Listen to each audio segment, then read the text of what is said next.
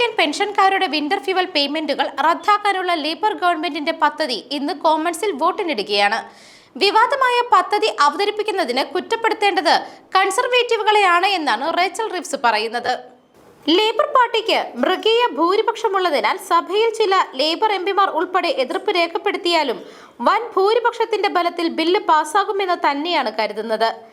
Labour എംപിമാർ വിമത നീക്കം നടത്തുന്നുവെന്ന് കരുതുന്നുണ്ട്.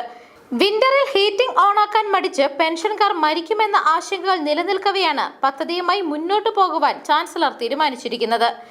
എന്നാൽ ഈ വർഷത്തെ സ്റ്റേറ്റ് പെൻഷൻ വർധനവിലൂടെ പെൻഷൻകാർക്ക് ഇപ്പോൾ തന്നെ 900 പൗണ്ട് ലാഭം കിട്ടിയിട്ടുണ്ട് എന്നും അതിനാൽ ഫ്യൂവൽ പേയ്മെന്റ് പിൻവലിക്കുന്നത് പ്രശ്നമാകുന്നില്ല എന്നുമാണ് പാർലമെന്ററി പാർട്ടി യോഗത്തിൽ റീവ്സ് അറിയിച്ചിരിക്കുന്നത്.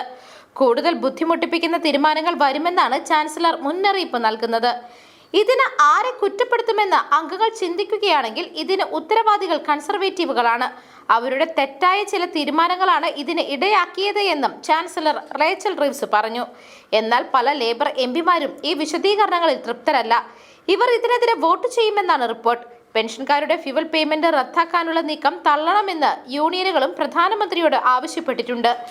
ലേബർ എംപിമാർ ഉൾപ്പെടെ എതിർപ്പ് രേഖപ്പെടുത്തിയാലും തന്റെ വലിയ ഭൂരിപക്ഷത്തിന്റെ ബലത്തിൽ റദ്ദാക്കൽ നടത്താമെന്നാണ് സ്റ്റാർമർ കരുതുന്നത്.